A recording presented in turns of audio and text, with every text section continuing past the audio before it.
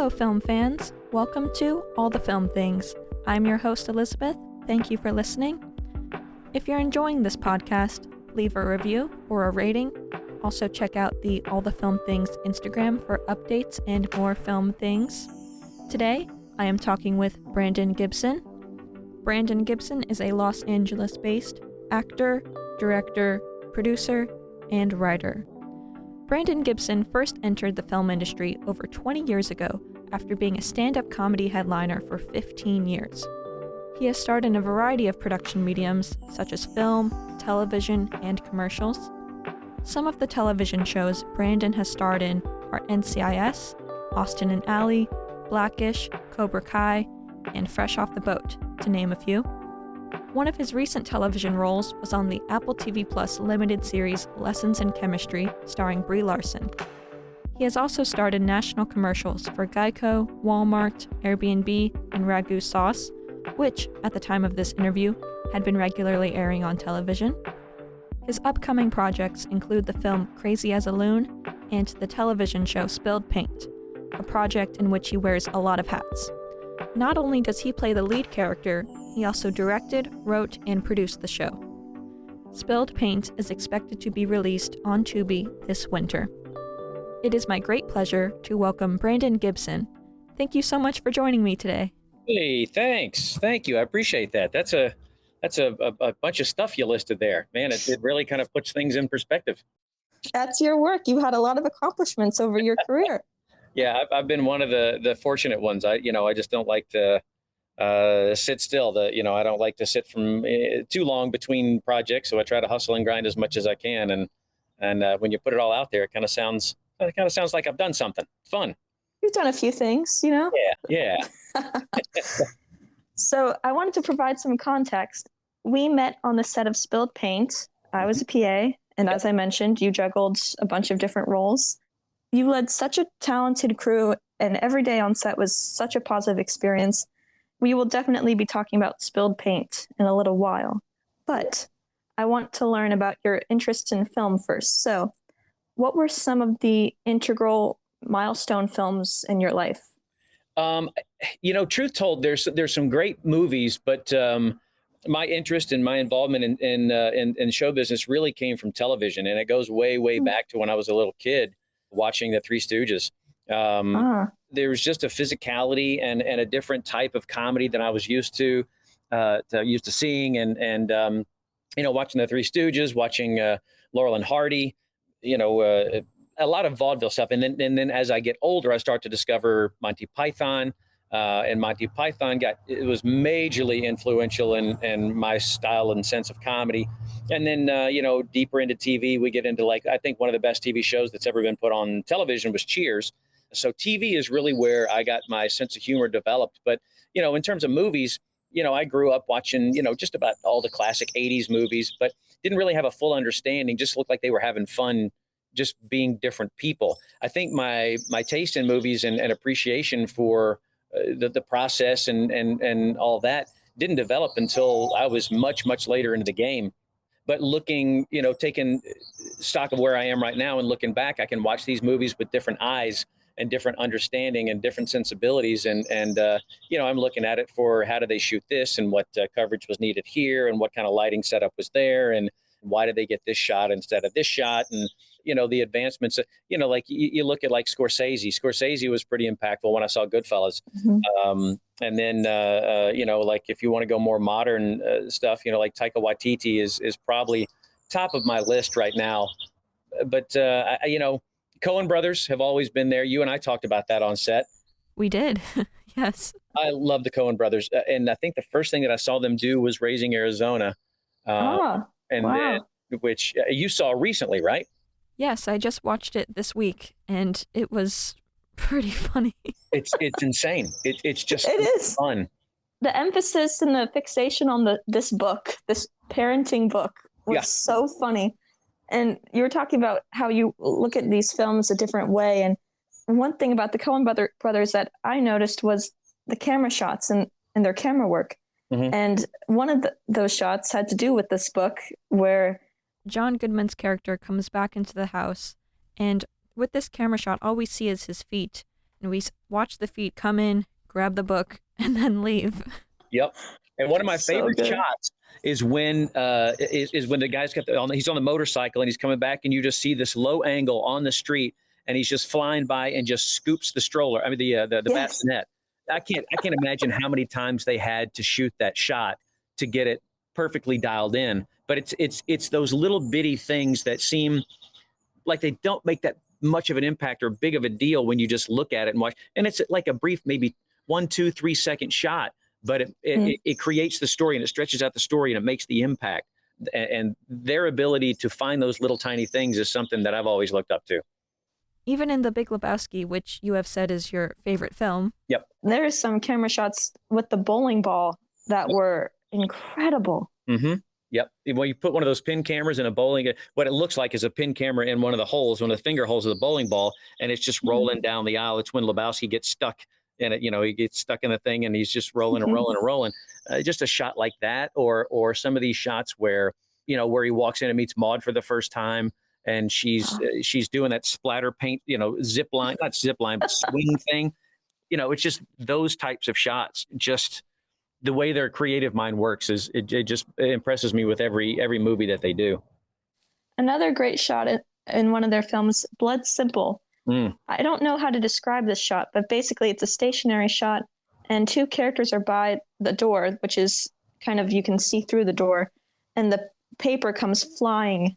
And I don't know how they shot that, but I thought that was, by the way, Blood Simple was one of my favorite Coen Brothers films I've watched in preparation for this. Do you know how they ended up getting that done? No. Okay. So this was, back in the day where, you may not necessarily have a whole lot of chances in Hollywood. The way you develop things and pitch things was a little bit different. So all the young filmmakers were looking for ways to stand out. And these guys actually recorded stuff on a VCR and took their movies door to door trying to raise money to film the whole thing. They went knocking on people's doors like an old vacuum cleaner salesman from the 30s and 40s, and just knocking on doors, selling VCR tapes to people. And they ended up getting Blood Simple. That was one of their big, first shots at everything. Mm-hmm. They're known for these kind of absurd, as you said, insane when describing Raising Arizona, which is so, I think that's a perfect word. Mm-hmm. But it's brilliant at the same time. And I don't think they get enough credit for their camera work and their inventive camera shots. Yep. Two other great examples of that are the Hudsucker Proxy, when you base an entire movie off of a hula hoop, which if you haven't seen that's Tim Robbins and Jennifer Jason Leigh. Such a great movie. And it's all about, creating this hula hoop.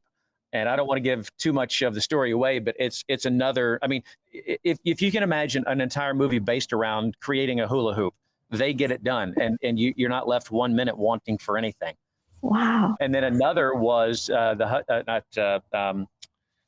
that it just jumped out of my head.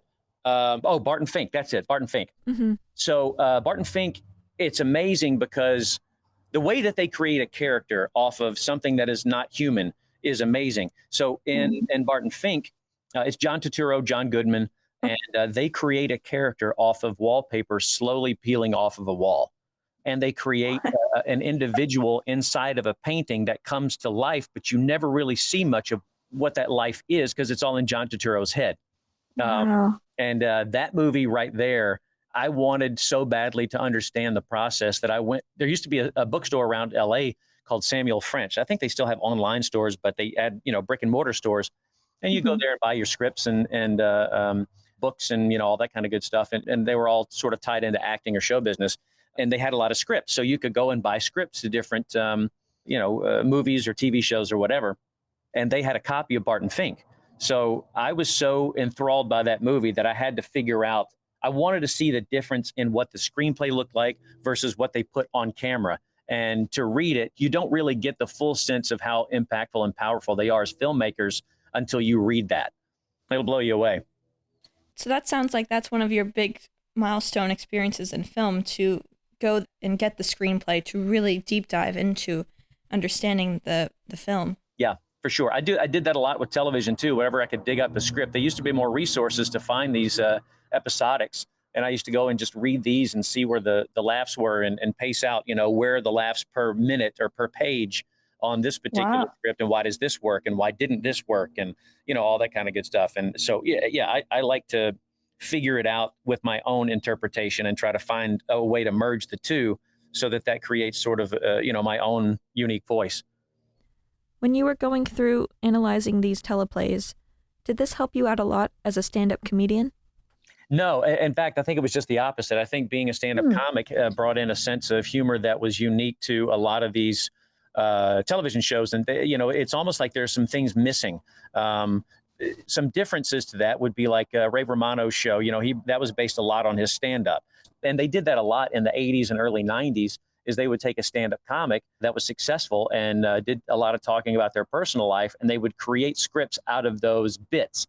So it worked well for Ray, but I think for me, having that ability to think on my feet and work so fast for a variety of different audiences over the years helped me understand what will work in a script versus what won't work, and how to pace out when the laughs come, when you need a moment of build, when you need some storytelling, and then when, unexpected places to punch the laugh in. How old were you when you first started doing this research?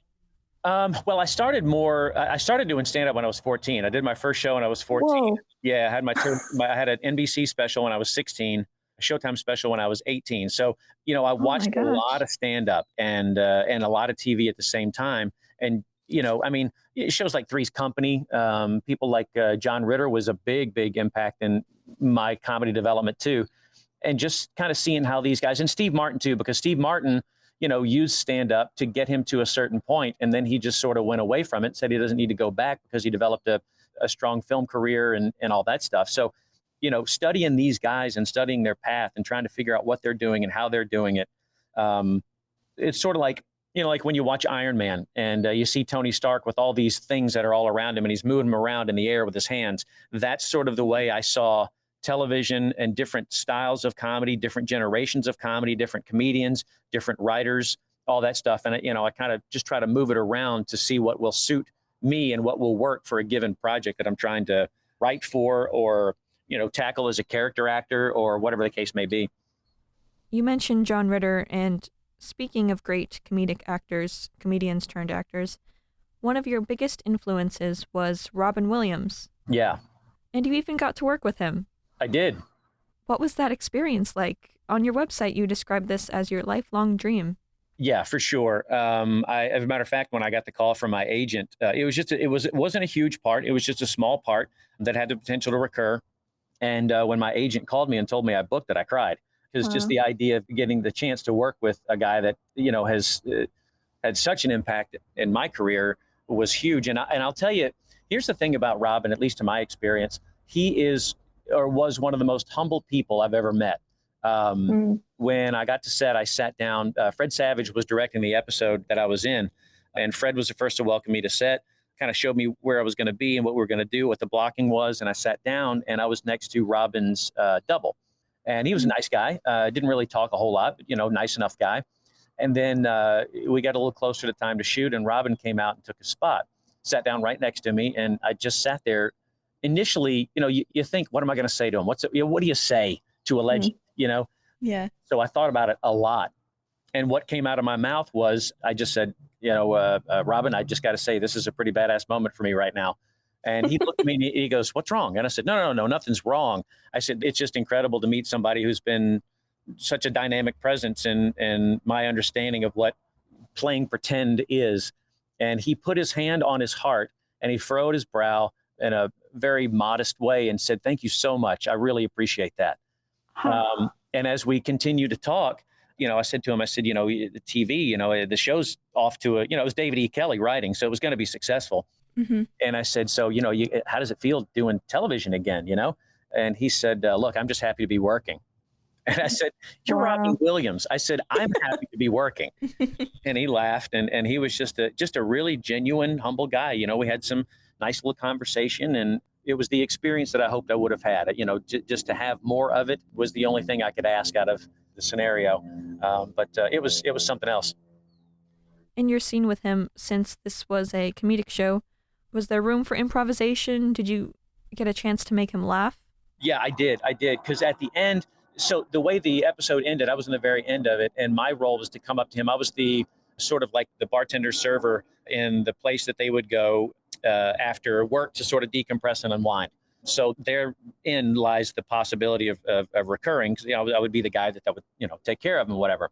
So in the end, he's watching his daughter dance around, and there's like a big Christmas scene kind of looking thing, and he's just looking on. And I asked him, I said, "Can I get you anything else?" And he said, "No, I have all I need." He's looking at him, smiling, and he's just in this nice, warm moment.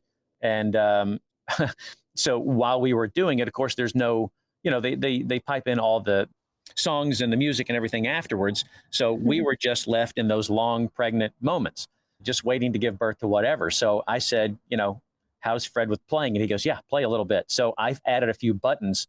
So one of the first ones that made him laugh, I thought it was pretty funny. I said, "Can I get you anything else?" And he's, "No, I got all I need." And then long pause.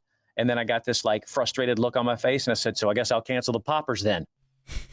And he got a laugh out of that. Which like, okay, good. Because you don't want a joke that you throw at one of your idols to fall flat. Right, of course. But we did a few of those, and Fred loves to shoot. Like he shoots the heck out of shots, take after take after take. So we just kept adding more buttons on there, and eventually we got it done, and that was that. But yeah, I did get a chance to make him laugh.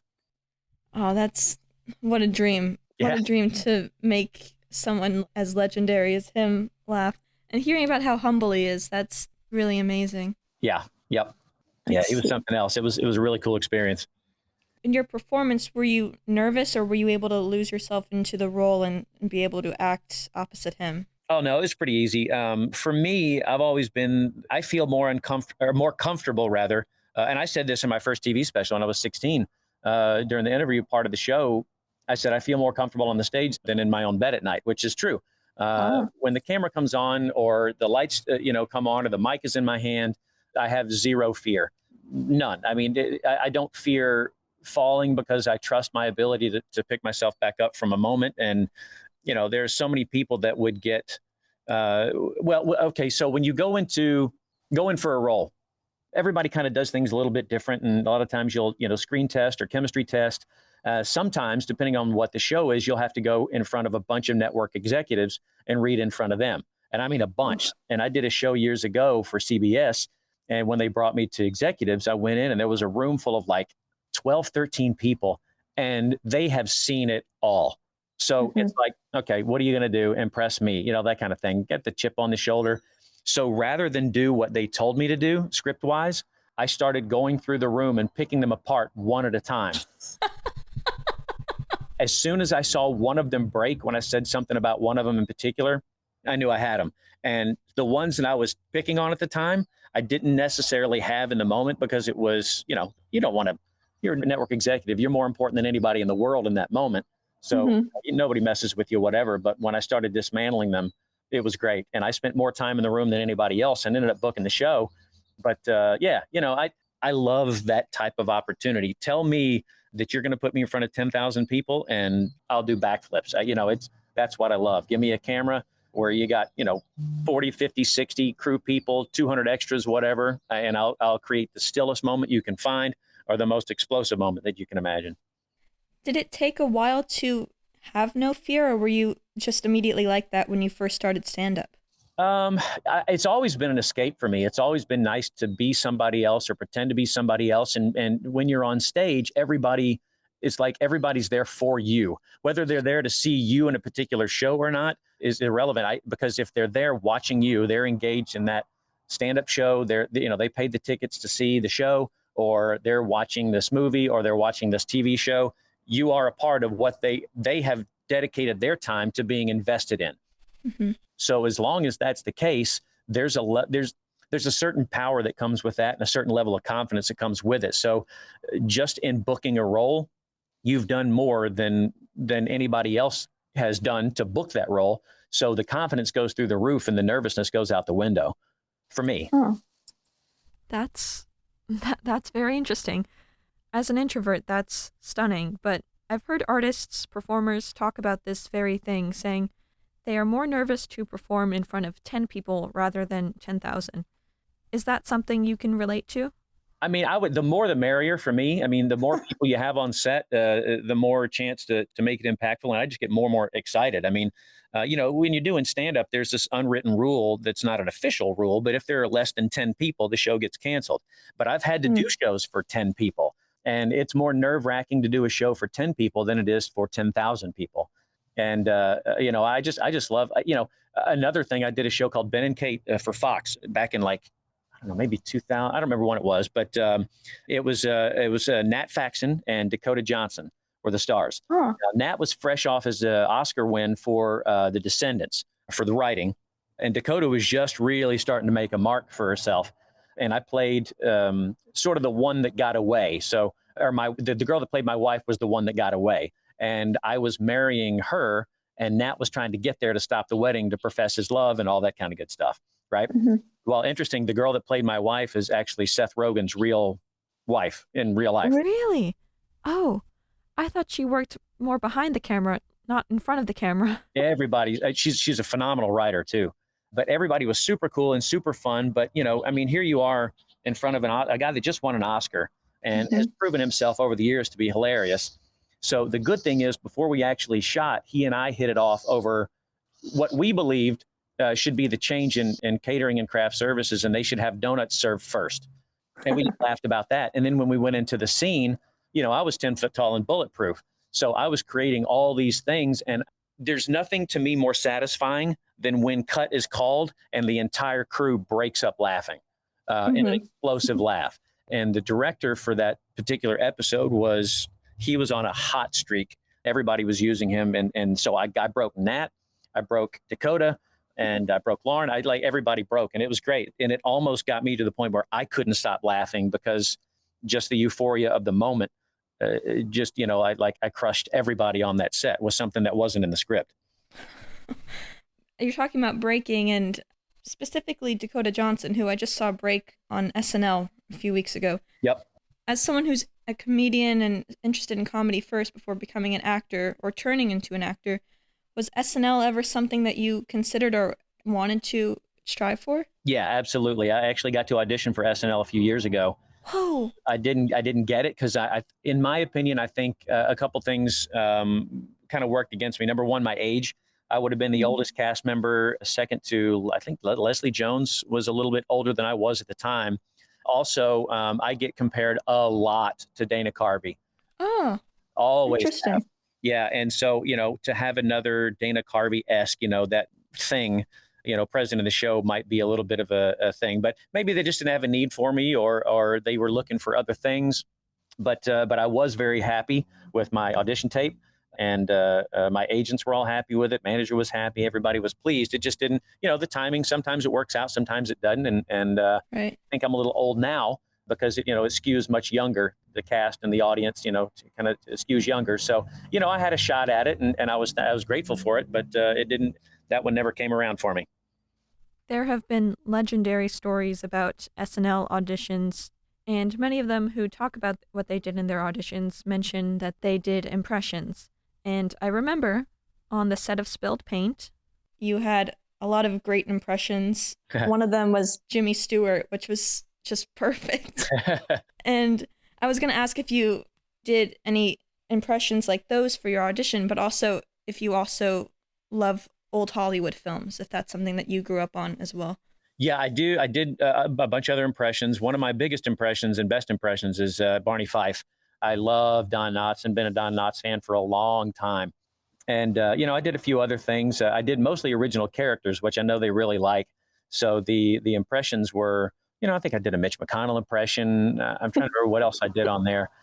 But, Mitch McConnell was getting into a fight with the turtle. and making excuses for why I lost the fight. What else did I'm trying to think of what else I did impression-wise. I know Barney Fife was one of the biggest ones, and I turned Barney Fife into basically, if you were to combine the movie Colors and Don Knotts, that's kind of the more of a modern urban sort of Don Knotts having to, like if you would imagine Don Knotts and Denzel's spot in Training Day. Oh my gosh.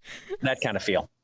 But old Hollywood, I'm super, super fascinated with old Hollywood. I love old Hollywood. I love learning about things. As a matter of fact, I just finished another Stooges book about their history. And I thought I knew a lot about the studios, and I did. But man, it went even deeper, and I learned things that I was not aware of. And I like learning about Abbott and Costello and their stories and how they all work together. And back in the the studio system, when people go on contracts for years, and and if you'd make in your studio system versus personal appearance, and how much more substantial personal appearance was over studio films. But yeah, the process has always been interesting to see it develop over over the decades, from the time it went from silent films to talkies. Mm-hmm.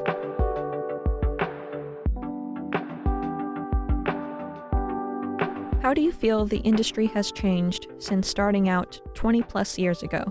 Is it harder to get a role, whether it be in a film, television show, or commercial? Well, that's a can of worms right there. So yeah, it's changed so drastically. I mean, back when I started, I used to run around town and I would get the breakdowns, and the breakdowns were a day late, but I would go through the breakdowns, and I would go, and that's when, before you would online submit, and I would put headshots in envelopes and target them to different casting directors and drive around to Paramount, to Sony, to Fox, to Warner Brothers, and drop them in the interoffice mail. And I got some great auditions out of doing that. I didn't book a lot of parts, but I did get some auditions out of it, which is good. And that was back when black and white photos were a thing. And then they changed to color, and that just changed the industry. And then with that, you went into online submissions, and it's like, I don't know if this is going to be a thing. And they're like, it turned out to be a big thing. And now with social media and everybody, trying to be a YouTube star or a TikTok star or whatever, there's so many different things. I mean, even, commercials have changed so much. I mean, I've done over 70 commercials since 2004. And in the course of that time, you used to be able to, you book 2 commercials a year, you could buy a house. The money has gone down substantially, and the contracts, and I'll try not to make this a soapbox thing, but the SAG commercial contracts are not good.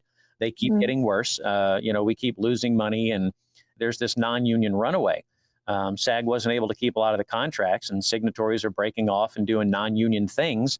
And as a result, the money goes down. And it's just put us, commercial actors, it's put us in a substantial bind. And even if you go back and look at the Super Bowl, which, sometimes people watch the Super Bowl just to see the commercials.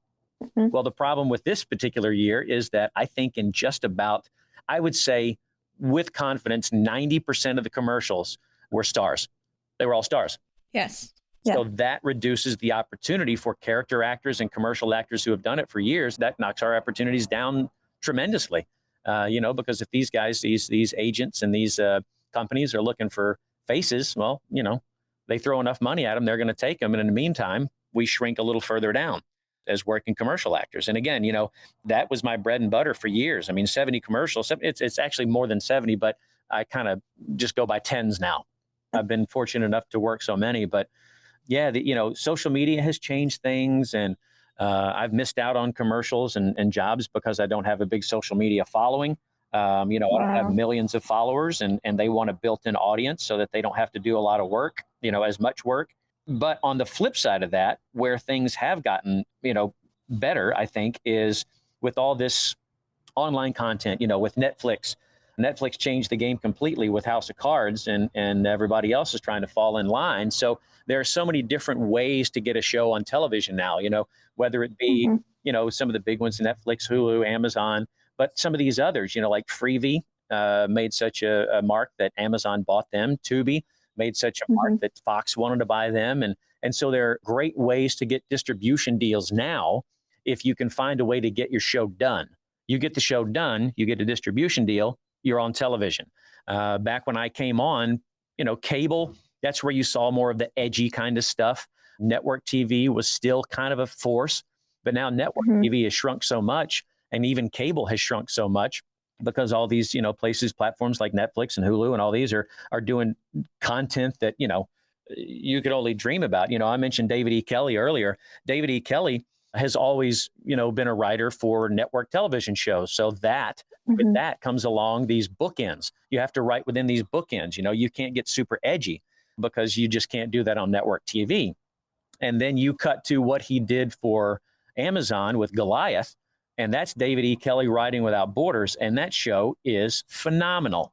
If you've not seen it, I recommend at least go watch season 1. is so good. It's Billy Bob Thornton. Oh man, it's such a good show. Fantastic acting, great storylines, shocking moments, and it's just gritty and edgy. It's basically sort of like, HBO used to be the edgy spot, and they still have that bit of an edge, but these edgy spots are going to the other networks, and it's fun to see guys like David E. Kelley being able to write without any guidelines, or borders, and just saying, hey, this is the story that's in my mind. I'm going to bring it out, and we're going to make it live. David E. Kelley, he wrote for Big Little Lies, right? Did he? I don't know if he did Big Little Lies, but some of the ones he got known for were Ally McBeal. Yeah, he did a lot. He was a big network writer at the time. I didn't realize how long he had been writing for. You mentioned Goliath. Yeah, he's been in the business for a long time, and one of the most talented writers out there, in my opinion. You were mentioning about the Super Bowl and how there's more celebrity endorsements instead of character actors who don't have this A-list name to them. I noticed that the Super Bowl, and I was kind of missing there's some Doritos commercials in the past that have been funny, just without any celebrity endorsements to it. And I don't know if this is going to continue in this way, but I hope not, because there were some really funny commercials several years ago. Well, the thing about the Doritos spots that was fun was Doritos put it out to the general population. Just anybody in public, you want to shoot a Doritos commercial, you could end up in the Super Bowl. And so with that, you had obviously the one that would get the Super Bowl run, but they also put out other ones that they would run in different places at different times. So you had the opportunity for anybody that had a camera and the right idea and the right pieces to put together to get a commercial on television, which was kind of a cool thing. But I think they're relying less and less on sort of, I guess, original content type stuff and going with what's proven. And that kind of goes back to when the economy tanked and studios went from doing 100 plus pictures a year to 20 and only basing those off of things that have been successful, whether it be short stories, novels, other TV shows, or, other movies or prequels and all that stuff. And as a matter of fact, there was a time that the highest grossing original concept was Shrek. Ah, yes, Shrek. It even disrupted the Academy Awards. They had to make the Best Animated Feature category. That's true. Yep, that's true. Yeah. As we've talked about, you've been in many commercials, you said over 70. Have any of those nationwide commercials played during the Super Bowl? I've not done a Super Bowl commercial. Mine, I've done NFL playoffs. I've done, I've been in the NHL playoffs, Major League Baseball, a bunch of other things, a World Series, Stanley Cup, but I've yet to have a Super Bowl ad played, which is fine. I mean, the truth be told, a lot of people think, oh, you got a Super Bowl ad, you're loaded. No, you don't get paid any different from a Super Bowl ad than you do if you had another Class A run, which is network television run. Interesting. Yeah. Now, unless you're a star, of course, and then you get your big payday. Of course. A buddy of mine was actually, did you see the Dunkin' Donuts with Ben Affleck and J-Lo? Oh, of course. That was one of the funniest commercials this year. Well, a friend of mine named Tony Robinette, he was one of the guys in the background. He's the one with the glasses. No way. Yeah, he's the one that's on screen right as you're watching. And it was so fun to see him in that spot. He's such a talented guy, funny guy. And it was great to see, it's always great to see a familiar face on TV. But I was happy for him. He got a lot of coverage off that. Does that happen often where you get to watch a commercial or a show and you're like, oh, I know him. He's my friend. That's so cool. Yeah, commercials, TV. I can't tell you how many times I've been watching something and I'm like, oh, well, there's Paige, or oh, there's Dan, or those, you're around here long enough and the world becomes very, very small. So it's nice to see, some people with some meaty roles in things, or just a blip on the camera for a minute. I did a movie back in 2005 called The Hanged Man with Shanola Hampton, who is, if you watch Shameless, she plays V on Shameless. And she's also got a show on NBC now. So, it's great to see. It's great to say that she's the lead in. It's great to see her get success. And anytime you see a friend get success, you're happy.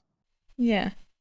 Well, even I'll be watching TV and your Ragu commercial comes on and I'm like, oh my gosh, every time it's so cool. Yep. So there was this picture on your IMDb, and we're talking about stand-up comedians turned actors, as you are as well. And there's this picture of you and Jim Carrey, And the caption reads, Eternal Sunshine of the Spotless Mind. Yeah.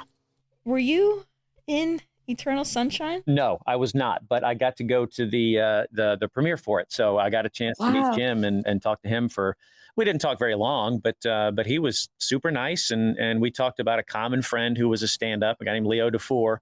And Leo is an old-time stand-up guy. He's been around since 1977. And when Jim was on the road doing stand-up, he would stay at Leo's house. And so they knew each other very well.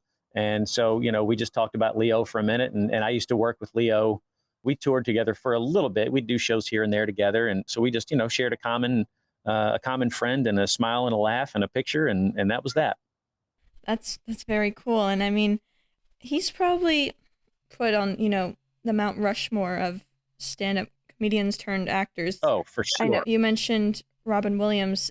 Do you regard a certain few people as like the Mount Rushmore of comedian turned actors? I mean, Steve Martin for sure. And I would see it's Eddie Murphy. I mean, Eddie Murphy, even his stand-up specials from back in the day, Delirious and Raw. I remember when I was a kid, I would not have been allowed to go see Raw. Right. In the theaters. And we didn't have any money growing up, but I remember going and cutting lawns or looking for loose change in the couch, anything I could do to afford one more ticket at the Fairforth Theater to go see Raw when it was in the theater. And Eddie Murphy he changed. See, that's another one that goes all the way back to Red Fox, Red Fox and Richard Pryor and those guys helped change that game too. I mean, I got to put Pryor in there too, because Pryor was another one who had tremendous success with stand-up and then going into movies. And, he's been in some of my favorite movies of all time. Silver Streak and Hear No Evil, See No Evil with Gene Wilder. So many. But I would think that if you were to, I don't think you could really limit it to 4 if you did the Mount Rushmore of stand-ups turned actors, because there's so many that have made such a big impact. Mm-hmm. And you had told me on set of Spilled Pain this great story about your possible starring in Hail Caesar, the Coen Brothers film. Yep. And I was wondering if you could share that story. It's amazing. Yeah, of course. Now, earlier when we were talking about the Coen Brothers and how specific they get with every little detail, I was blown away. I get a call from my agent and said, you got an audition and it's for Hail Caesar. And I said, wait a minute, hold on. I know this. This is the Coen Brothers. Yeah, it is. Okay, well, go in and kill it. So I go in. When I go into the studio is right across the street from the Formosa, which if you know anything about the Formosa, you have seen that in so many movies over the years. It's a restaurant, and there's just a laundry list of movies that the Formosa has been in. But there's a studio right across from there, sort of an old school Hollywood studio. It's been around a long time.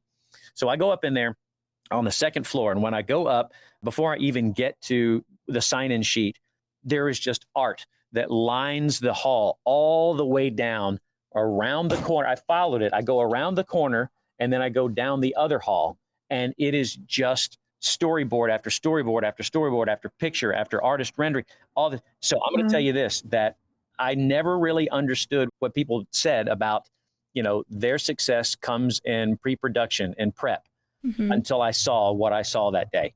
I even worked with Tim Blake Nelson on a movie, and I was talking to him about the Coens, and he said, Brandon, you can't imagine how detailed they get with every single word, every single page, every single, prop.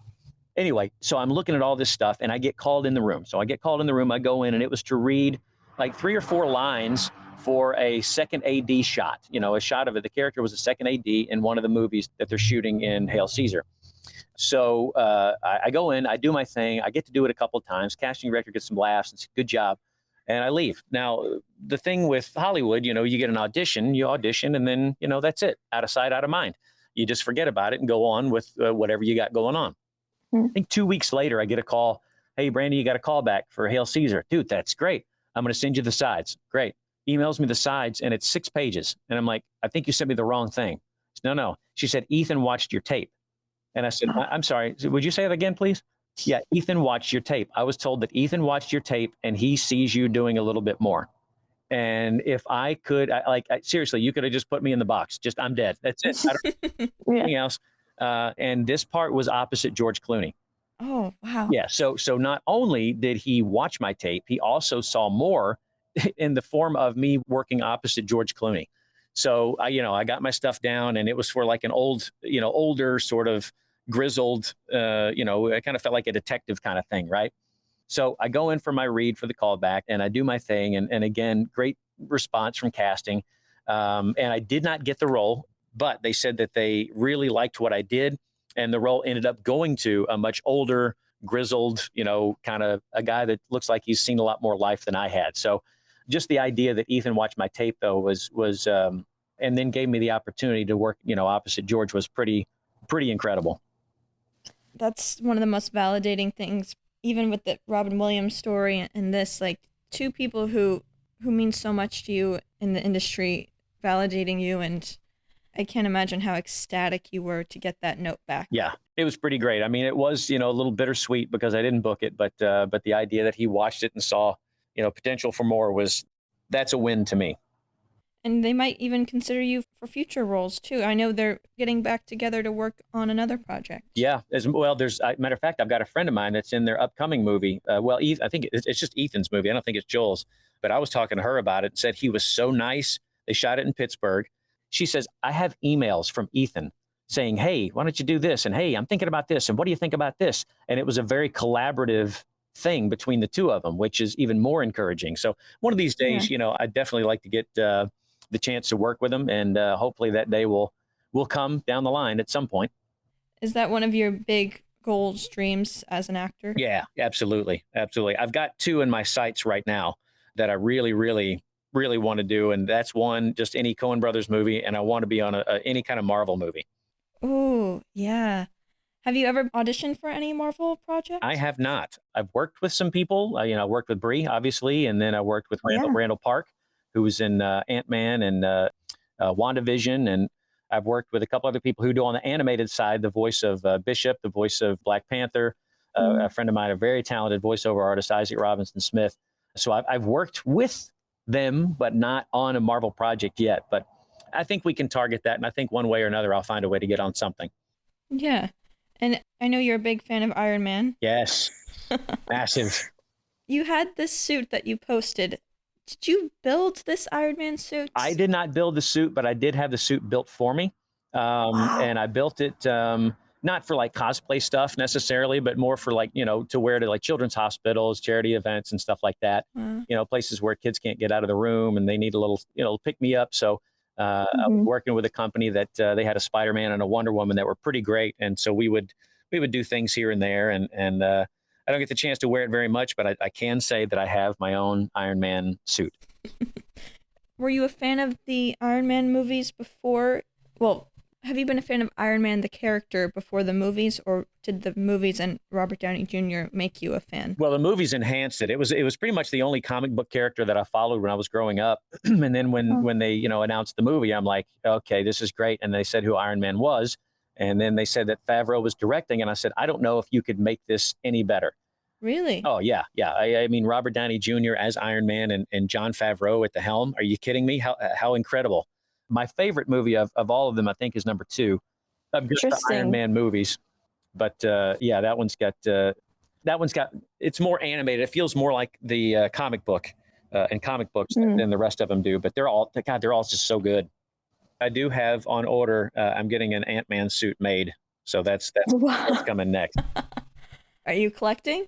You know what? I'll just do a few things. I don't want to go nuts because, my wife will say, all right, you got to get this stuff out of the house. It's overtaking everything. But I'm a big fan, and I'll be honest with you. I didn't really follow Ant-Man growing up, but Paul Rudd playing Ant-Man, that made me the fan. Yeah. Perfect casting there. For sure. Same with Robert Downey Jr. Christopher Nolan even said that's one of the best casting decisions ever in film history. I wouldn't disagree with that. So going back to commercials for a moment, do you remember the first time that you saw yourself in a commercial on TV? The first SAG commercial, a union commercial that I ever did was for ask.com. It was a search engine back in, the earlier days of the internet. And I didn't have any dialogue in it, but it was all reaction stuff. That's what got me my SAG card. And I remember seeing it and I was, the first time you see yourself on TV, you're pretty thrilled. And with each stage that you kind of go through in terms of like the first time I saw myself on TV doing stand-up, I'm like, oh, this is so cool. This is really cool. And I was 16 and then high school, you're on TV. Everybody wants to be your friend and whatever. But then you go up to a comedy special and that just ups the game. You go from there to television or a commercial that ups it even more. From there to television, even more. There to movies, even more. And then a series regular, it just, with each time you do something that you're proud of, it's all, I think I'm one of those that I enjoy watching it. And I also like to see where I could make changes, having the chance to do it again. Yeah. And when the making of commercials are portrayed in a film or a show, there seems to be a lot of repetition to get the perfect take. Would you say that's true of making a commercial? Yeah, for sure. And there are some directors that shoot much more than others, and others just want to get it and be done. Some like to play, others like to just stick by the script and, stay kind of tight to what needs to be done. There are just as many differences in commercial directors as there are film directors and TV directors. And I've gotten to work with some that do both. They're between movies or between shows, and they'll want to pick up a commercial in the downtime just to have a little thing to do and keep that creative flex going. But yeah, there's all kinds, I like to shoot a lot. Now, I don't want it to, turn what could be an 8-hour day into a 12-hour day, but. Not the Kubrick way. No, heavens no. No, but I do like being given the opportunity to play and have some fun. So I like it when a director trusts me enough to say, hey, go nuts, do something fun, mix it up, give me something different. I love hearing that. Give me something different. I love that. Now give me something different. And you're able to be fast on your feet like that and come up with something in the next take. Yeah, absolutely. Yep. Wow. And I assume that came from stand-up comedy originally, the improvisation skill? Yeah, a combination of that and improv altogether. I've been doing improv forever as well. And I got to work with some pretty big improv people, and, went through Second City, and, I try to hone my skills in the improv world nonstop. And I get to play with improv artists quite frequently. So it keeps me sharp. And I think, and this is what I tell, I've had my own acting studio for a while as well. And this is what I tell my actors: before you go take an acting class, you need to have taken at least one improv class, maybe one full level from 101 to 104, because ultimately the reason people don't book in this business is because they don't know how to take direction. You need to be able to make that switch and jump. And that shows how versatile you are as an actor. And I've had people come in with comedy scenes, and I'll have them read the exact same scene, but change the way they deliver it, and it becomes super dark, and vice versa. You take a super dark scene, flip it on its heels, and it can be the funniest thing you've ever seen. Yeah. For your Geico commercial, you're chopping wood with your hand. Yes. How many times did you have to do that? A lot. But it was the way they set it up was really cool, because that's one of those prop tricks that people don't realize how it's done. They're like, didn't that hurt your hand, or what was that? Because it was wood, all except for like the top. Well, yeah, all except for like the top 3 inches, and that was foam that they had painted to match the wood. Now they split the wood in half and put a wedge piece that was about 2 inches wide at the top, and then it just wedged down. And underneath that wedge, they put magnets on the inside of the wood. So whenever I hit that foam wedge piece, it drove that in between the magnets, and the 2 pieces of wood separated. And it didn't hurt at all? No. I mean, after a while, anytime you hit something over and over again, it'll start to get a little red, but it didn't hurt as if the same kind of pain you would think it would to, send your hand through a piece of lumber. Mm-hmm. Oh, wow. You've also had a few roles in voice acting. Mm-hmm. What is it like to act through voice alone without a camera on you? I'm curious if it's more of a freeing or more relaxed feeling when you're acting in this way. It really kind of depends. I mean, I prefer doing voiceover stuff with other actors in the room, just because, you'd like to have that to bounce off of. I like to look at other actors, to see what's going on, because, to really be in the moment, you have to be present. And when you do these lines individually and then you just piece them together with others, it may not always sound organic, because you're giving your take on where you think you should be and where you think they might be. So to me, it's a whole lot easier to have people in the room reading with me, so that I can get the real tone of what's being done at the time. And you've also, I remember you were showing this clip of a film where you really appreciated the special effects. And I think it was, you were like, it's a death scene. Mm-hmm. And it was very gory and everything. That's a more dramatic side. So how would your background in comedy help aid in more dramatic roles? And do you also have an interest in more special effects work like that? Well, so that's a couple different answers here. So special effects, I've done a lot of special effects work.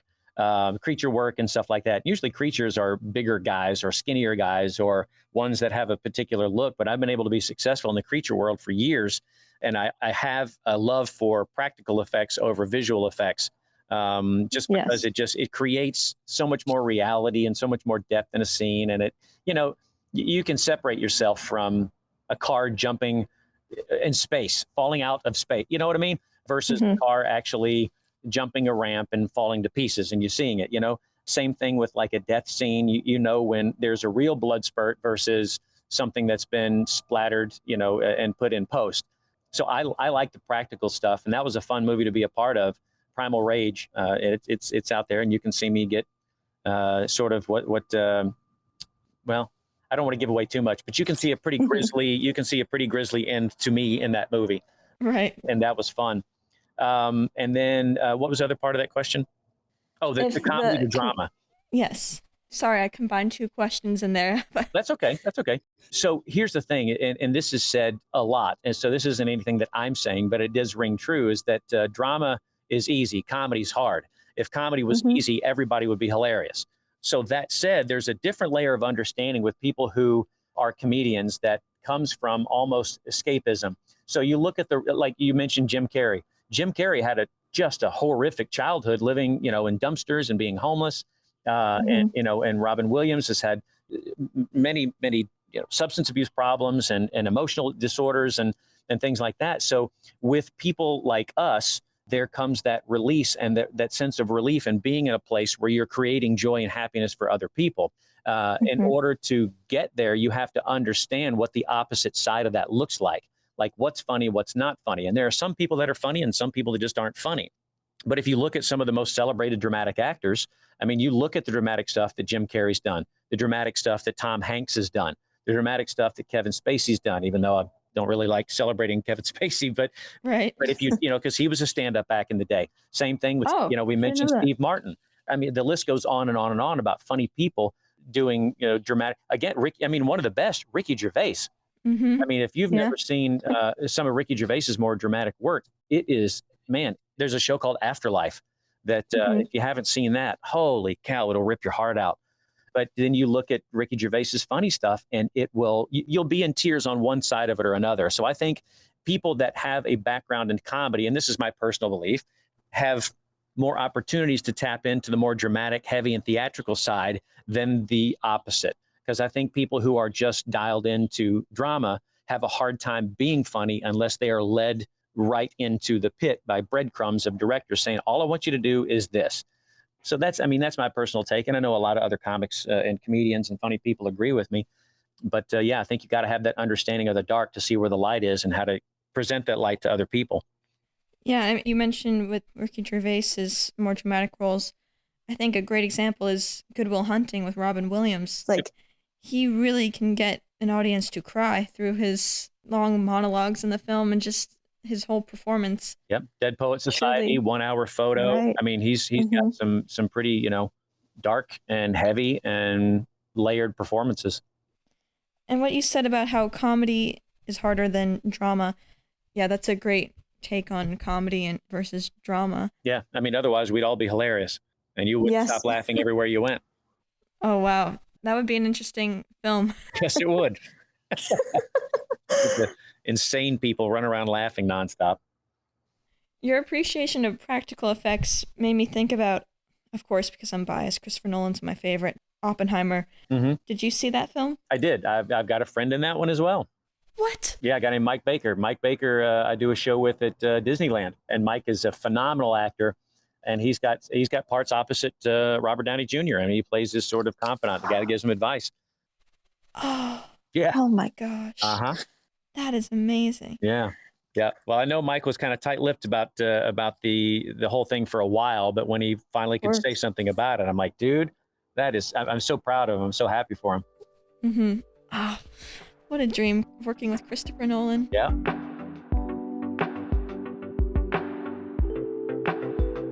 So, as we mentioned, one of your recent roles was in the show Lessons in Chemistry. I hope it's okay to say I wish you were in more of it.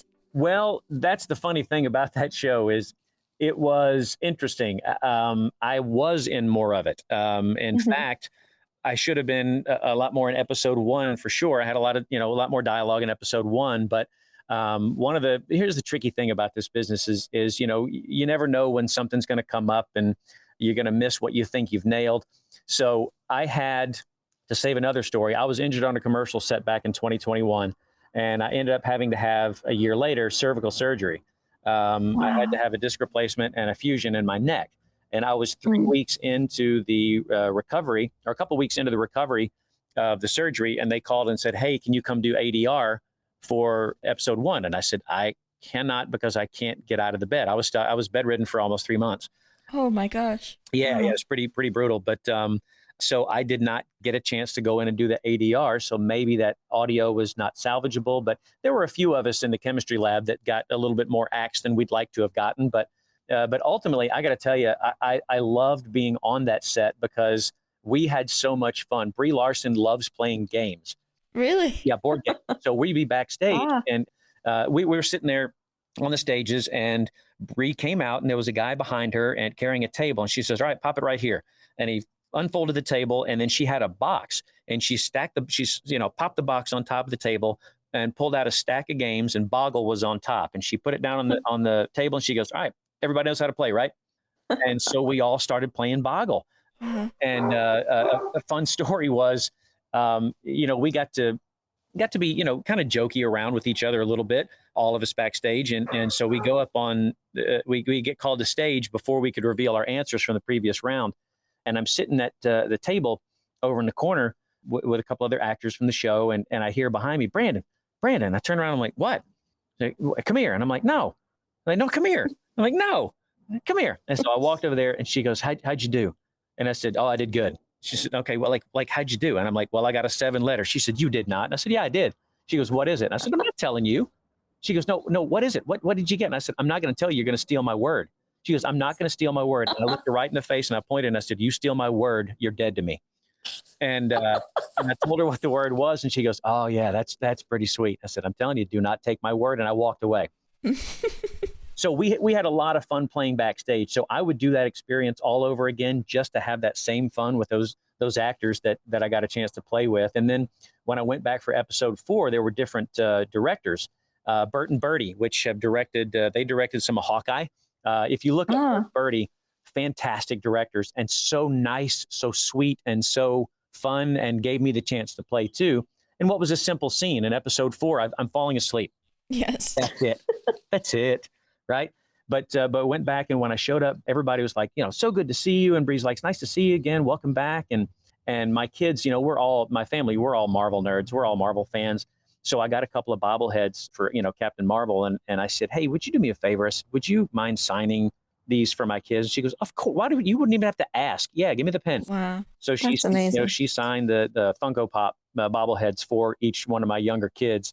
And so they've got those. She goes, "I better not see these on eBay." And I said, "I'm not promising you anything." but it was really fun. Yeah, I'd like to have had more of a presence, but the time I had on set was a lot of fun, and I don't regret anything. And the scene in particular where I was falling asleep, that's the only thing I was called to do for that episode. So my day was fairly short. So, I'm doing different things, and I'm snapping myself awake. There's no dialogue written, but I'm snapping myself awake, yelling "chicken salad," like all these weird, funny things. And snorting whatever. And Brie laughed a couple times, broke her a couple times.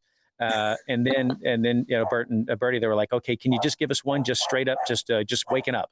And I did. And I kind of woke myself up and whatever, and looked around, and they called cut. And I said, "You're welcome, everybody," to the whole crew. And everybody kind of looked at me, and I said, "That's going to get you your Emmy right there." Wow. Emmy for best falling asleep. That's the thing that's going to set this show over the edge. But, yeah, would I like to have a bigger presence? Of course, you always do when you're on a project. But I look back on that show fondly for the memories that we created backstage when we weren't filming. I was going to ask you about that scene where you're falling asleep and how many takes you would have to do, because it really looked that you were genuinely asleep. Yep.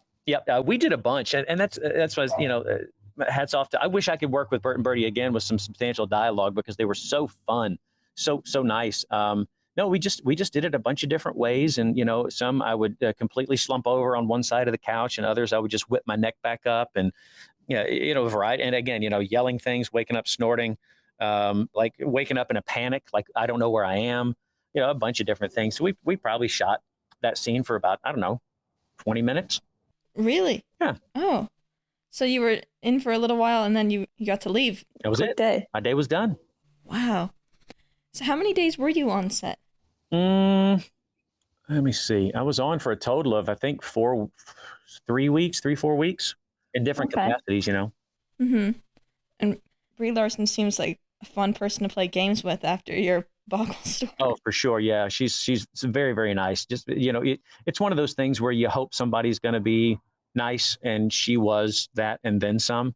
I even showed her my, Iron Man suit, and when she looked at it, she goes, "Wow, you're hardcore." And I'm like, "Yeah, I use it for like children's hospital stuff." She goes, "Oh, okay, that's cool."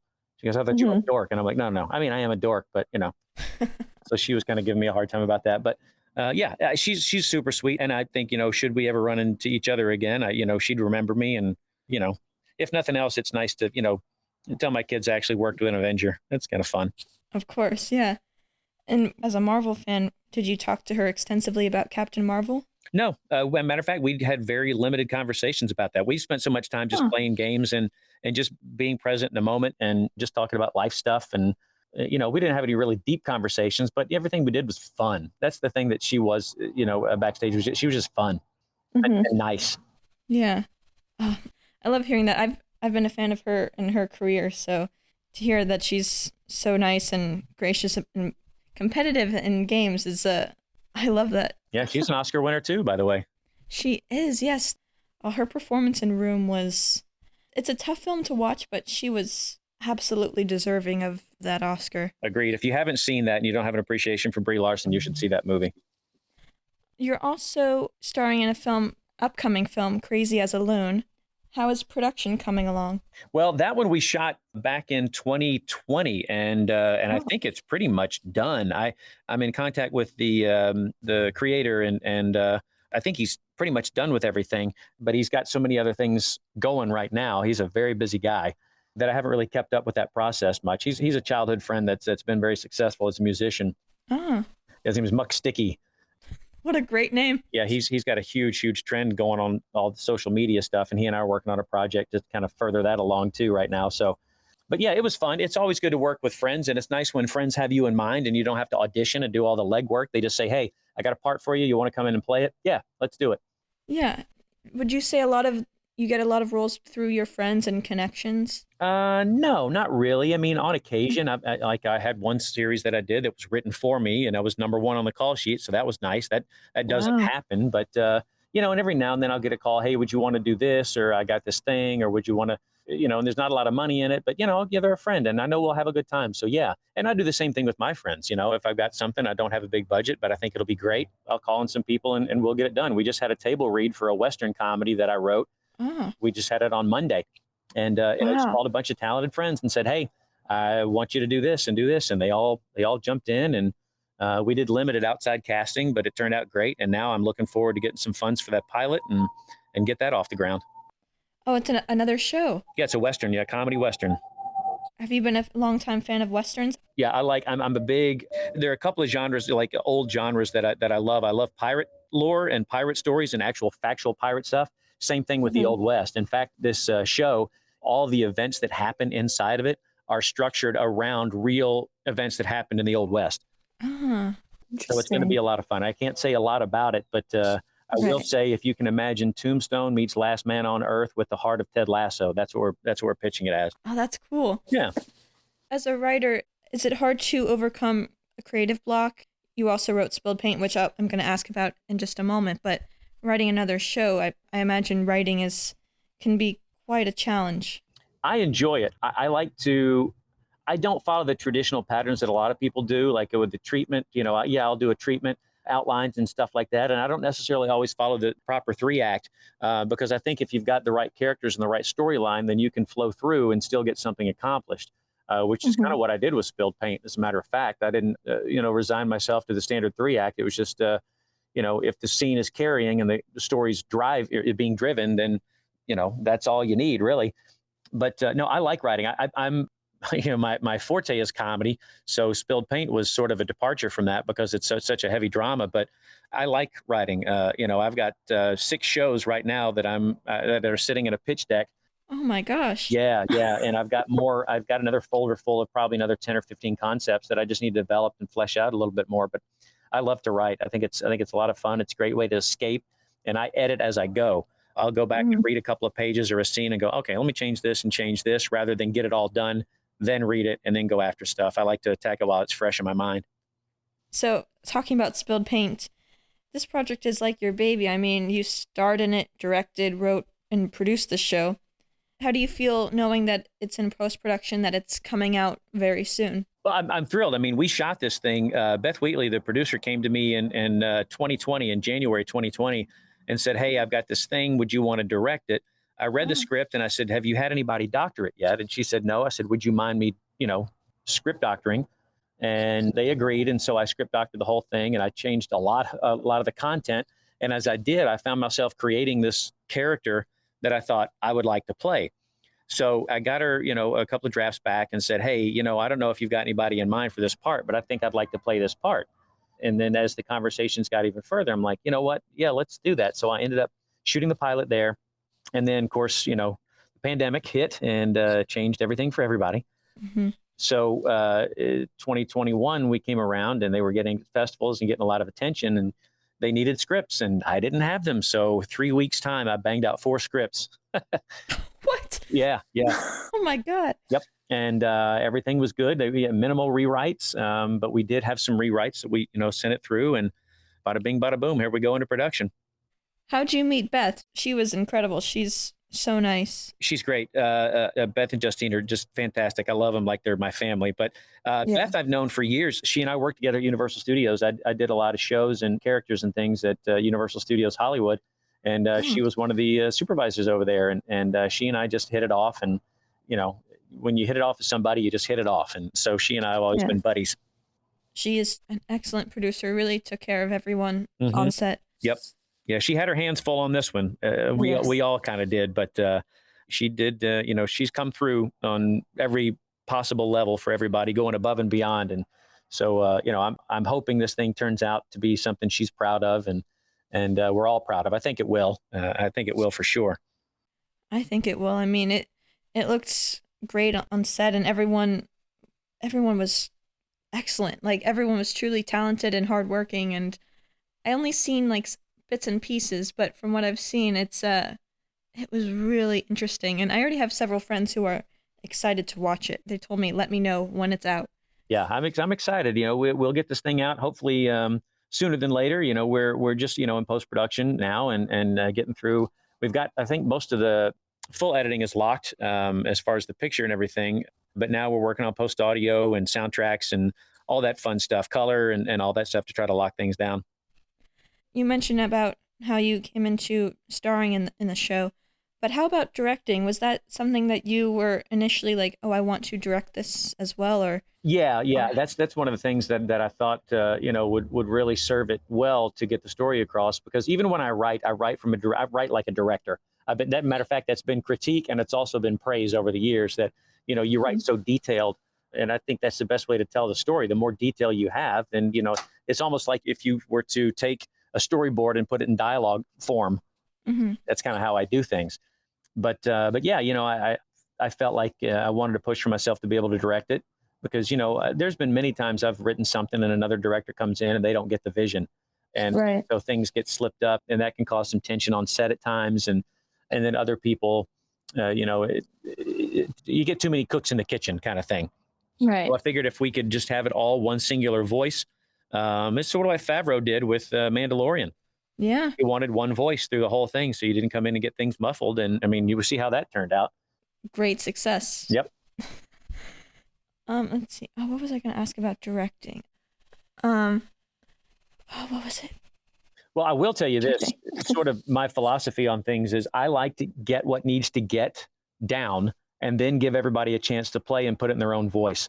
It's what I tell my actors that I'm working with. I'm like, okay, listen, all you got to do with your self-tapes or with, this thing, just get one down so that okay, at least we got one. And then we can go nuts and kind of play and be free. And those are usually the takes we use because they're not so clamped down on having the pressure on them to perform. So, and that comes from, again, Gervais, There are a lot of directors that like to get the black and white down and then put the color in later and just let everybody play. That's kind of what I like to do. And since you directed, acted, wrote this project, do you feel that your vision was put onto screen as you imagined?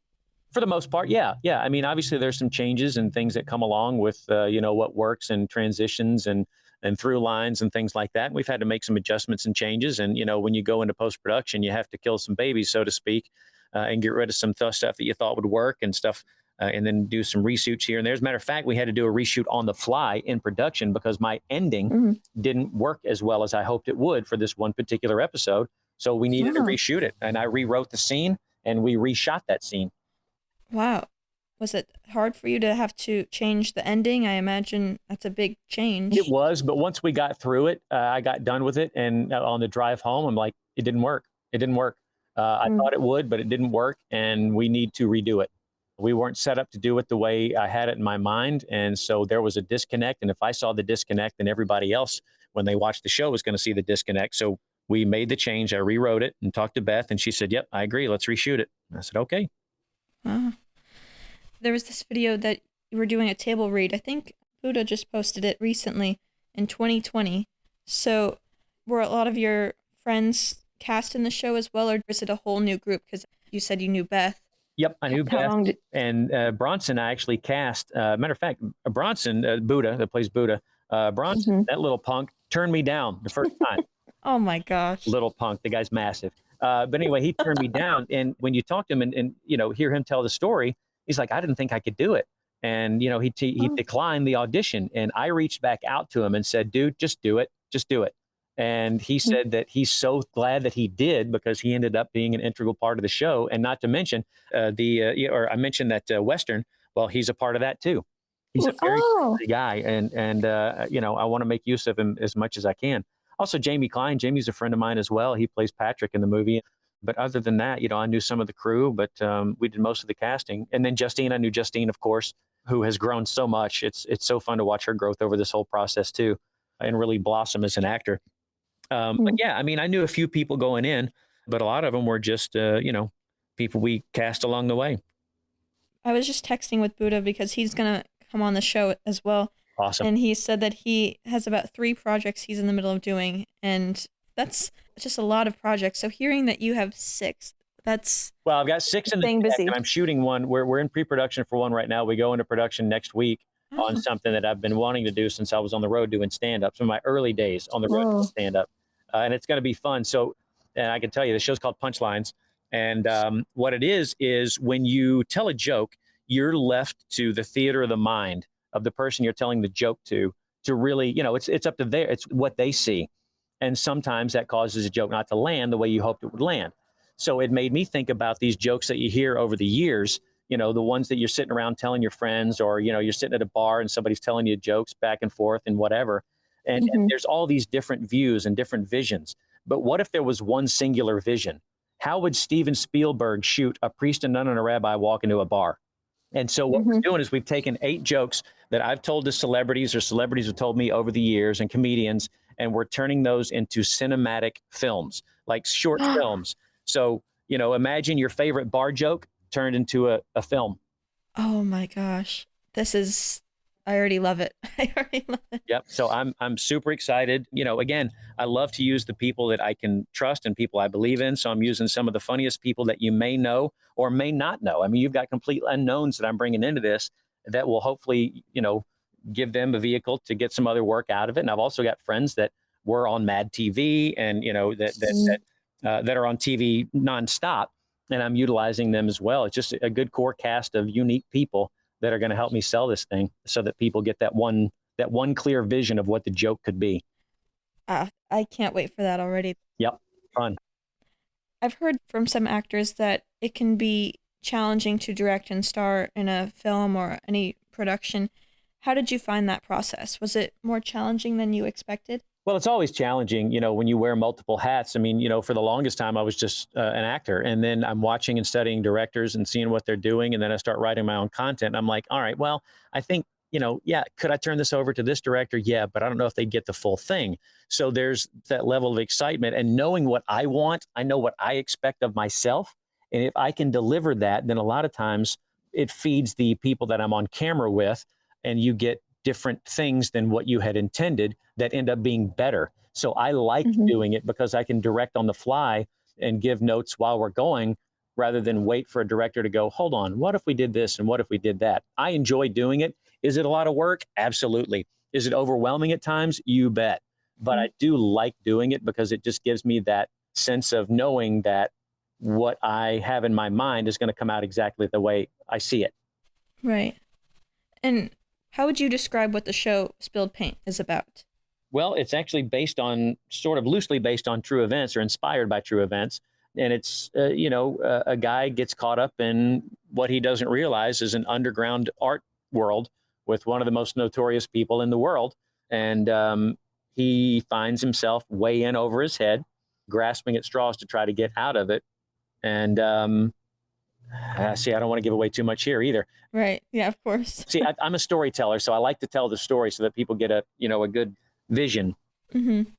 Well, relief comes in the most unexpected of places. Okay. And I think that's a good way to hang it. Yes, that's a great teaser for the show. Yeah. I'm very excited for it, and many people are excited for it. The cast and crew have been posting about it. Friends of mine have reached out saying, let me know when the show comes out. So the momentum has built. It's been building for a while now. I can imagine how excited you must feel knowing that this project you worked so hard on for so long is almost out. Yep. Well, I hope it turns out to be as successful as we all want it to be. But ultimately, I just hope people enjoy it and want to see more. Yeah, I'm curious if there's going to be a season 2 in the future. Who knows? I mean, anything can happen. That would be amazing. Yep. Speak it into existence. That's true. That's true. Thank you again very much for joining me today. Sure. I'm so happy to have had you on. You were so kind and all around an excellent director on Spilled Paint. The whole experience was a joy. And when I asked you to come on this podcast, you were absolutely 100% in. And I'm so happy to have gotten to work with you and to talk to you more extensively today. And I've really enjoyed our conversation. Hearing your stories has been a lot of fun, and I really appreciate you coming on. Well, of course. Well, I appreciate you having me on, and I appreciate your passion for the business, and I hope it serves you. I hope this passion serves you well, and you get a long lasting, whatever you want out of this business. I hope you get it. Oh, I hope so. And honestly, same to you with your goals of the Coen brothers. I can't wait to see a Coen brothers film in the future, and then I see you in it. Oh boy. That's going to be amazing. That would be phenomenal. Phenomenal. At the end of every episode, I give the floor to my guest if you have a film recommendation, a plug, or a quote to share. So is there anything you would like to conclude our episode with today? I mean, there's so many things that I could say, but the one thing that I do want to say is, what I get to do for a living is a dream. It's being a kid. It's always getting a chance to play pretend. And so many people do not chase dreams. They just decide, okay, well, it's safer to take a 9 to 5, or it's safer to do this. Because I think at our core, we all, as children, we play. It's called a play. We get to play. And too many people forget about what that play feels like. So I hope that whatever you do, and, everybody that's listening, or everybody just in the world, I think the world has forgotten what it's like to have that sense of play. So I hope that, if you've ever seen yourself maybe doing a thing, maybe doing a community play, maybe doing something to try to get on camera, or maybe to try to get an agent, or whatever the case may be, we get one time to go around. And I hope that if there's anybody out there listening or whatever that has that goal to be something more than what they are, try it. At least try it. Give it everything you got. Learn from everybody that you can possibly learn from, and give it a shot. You never know what might happen. Wow. Yeah, I even needed to hear that. So thank you. I'm sure that's going to hit home to a lot of people listening. So thank you for that. Sure. And everyone, don't forget, Spilled Paint is expected to be released this winter on Tubi. It's coming soon. You don't want to miss it. So many talented people worked on this show. It's sure to be a great show, very much worth your time. Again, thank you so much for joining me today, Brandon. And thank you all for listening. And Brandon, I think this is the beginning of a beautiful episode. Bye, everyone.